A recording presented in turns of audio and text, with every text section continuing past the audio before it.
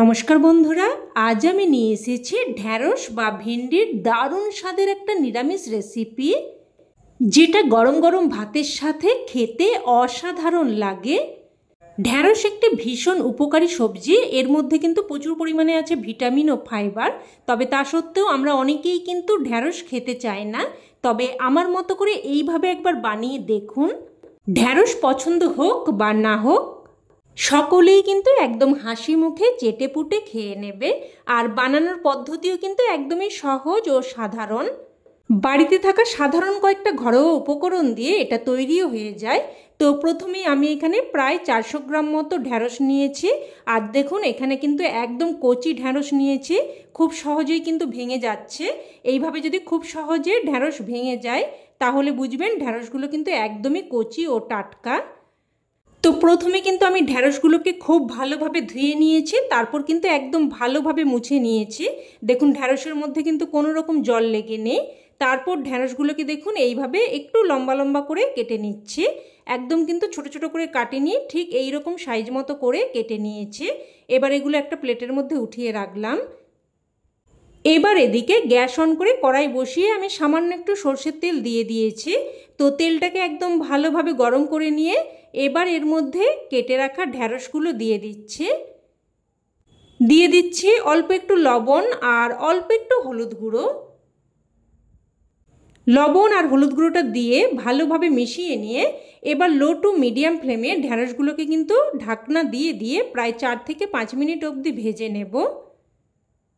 আর এই সময় আমি একটা মশলা তৈরি করে নেব। তো একটা পাত্রের মধ্যে নিয়ে নিলাম হাফ চামচ মতো সাদা বা হলুদ সর্ষে, হাফ চামচ মতো কালো সর্ষে, অল্প একটু আদাটা কিন্তু একদমই সামান্য একটুই দিতে হবে, দুটো কাঁচা লঙ্কা, তবে ঝালটা কিন্তু অবশ্যই আপনারা আপনাদের স্বাদ অনুযায়ী দিয়ে দেবেন, আর দিয়ে দিলাম হাফ চামচ গোটা জিরে।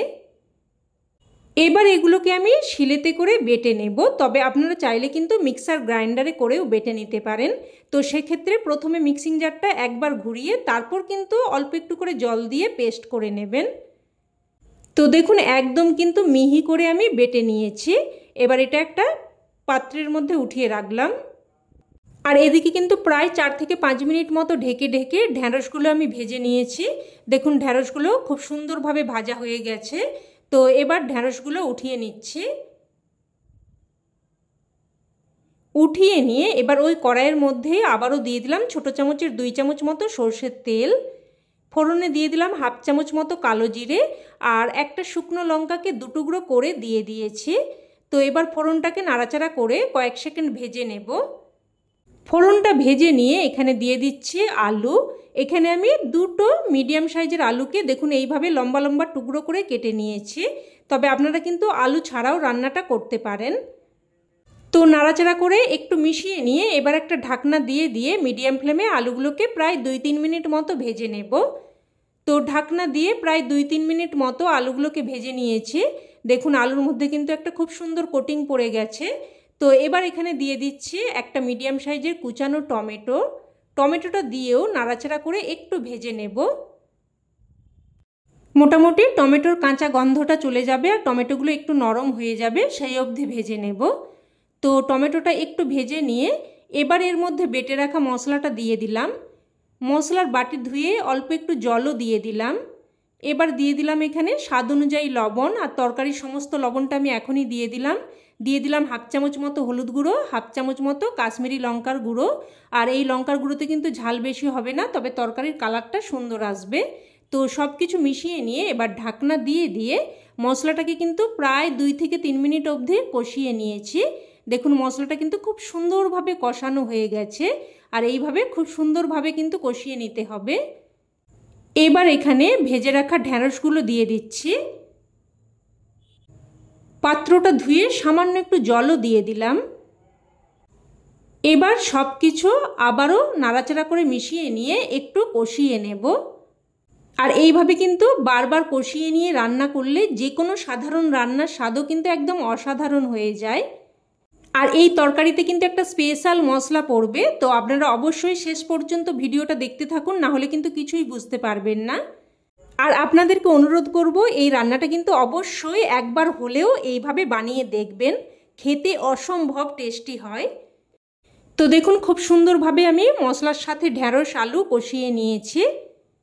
এবার এখানে দিয়ে দিচ্ছি 1 বাটি মতো গরম জল, আর অবশ্যই কিন্তু গরম জলই দেওয়ার চেষ্টা করবেন, তাতে করে রান্নার স্বাদ বজায় থাকবে। তো সব কিছু ভালোভাবে মিশিয়ে নিলাম। এবার একটা ঢাকনা দিয়ে মিডিয়াম ফ্লেমে প্রায় 4 থেকে 5 মিনিট মতো আবারও রান্না করে নেব, যাতে করে ঢ্যাঁড়স আর আলু ভালোভাবে সেদ্ধ হয়ে যায়। এবার সেই স্পেশাল মশলা তৈরি করে নেব। তো অন্যদিকের গ্যাস ওভেনে একটা তড়কা প্যান বসিয়ে দেখুন দিয়ে দিলাম 1 চামচ মতো রাঁধুনি আর 1/2 চামচ মতো মৌরি।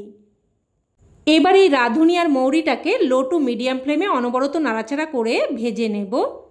মোটামুটি মশলা থেকে একটা সুন্দর ফ্লেভার বেরোতে শুরু করবে, আর মশলাগুলো যখন চিটপিট করে ফুটতে শুরু করবে ততক্ষণ অবধি কিন্তু ভেজে নিতে হবে।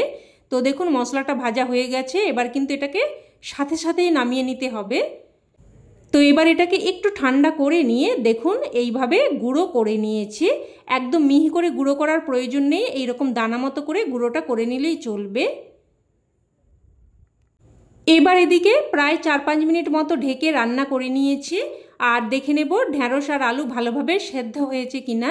তো দেখুন আলু একদম সুন্দরভাবে সেদ্ধ হয়ে গেছে, আর ঢ্যাঁড়সটাও দেখুন দেখিয়ে দিচ্ছি একদম সুন্দরভাবে সেদ্ধ হয়ে গেছে। এবার এখানে ভেজে গুঁড়ো করে রাখা মশলাটা দিয়ে দিচ্ছি। আর বন্ধুরা এই মশলাটা কিন্তু এই রান্নার স্বাদে একদম অন্য মাত্রা এনে দেবে।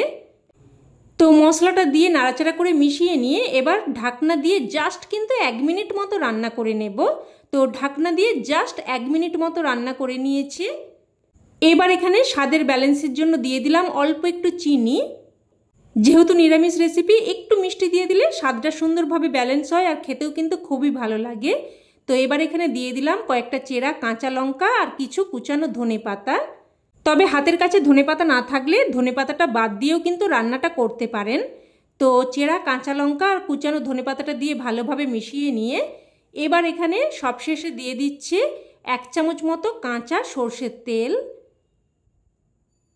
আর বন্ধুরা এই সময় কিন্তু একটা দারুণ ফ্লেভার বেরিয়েছে, আপনারা যখন রান্নাটা করবেন এটা ফিল করতে পারবেন। তো কাঁচা সর্ষের তেলটা দিয়ে মিশিয়ে নিয়ে এবার গ্যাসের ফ্লেম বন্ধ করে একটা ঢাকনা দিয়ে স্ট্যান্ডিং টাইমে রেখে দিলেই রান্না কিন্তু একদম তৈরি। এবার এটা গরমাগরম ভাতের সাথে পরিবেশন করুন, খেতে কিন্তু জাস্ট ফাটাফাটি লাগে। তবে এটা কিন্তু আপনারা রুটির সাথেও খেতে পারেন। তবে আমার কথাই নয়, অবশ্যই আপনারা এইভাবে একবার বানিয়ে দেখুন, তবেই কিন্তু এর স্বাদ আপনারা উপলব্ধি করতে পারবেন। তো রেসিপি কেমন লাগলো অবশ্যই কমেন্টে জানাবেন, আর ভালো লেগে থাকলে প্লিজ একটা লাইক দিয়ে দেবেন, আর চাইলে অন্যান্য বন্ধুবান্ধবদের সাথে শেয়ারও করতে পারেন। আর চ্যানেলের নতুন বন্ধু হয়ে থাকলে চ্যানেলটি অবশ্যই করে সাবস্ক্রাইব করে নেবেন। তো আজ এই অবধি, আবারও অন্য কোনো নতুন রেসিপিতে দেখা হবে। ততক্ষণে সকলে ভালো থাকবেন, সুস্থ থাকবেন, আর সকলকে ধন্যবাদ।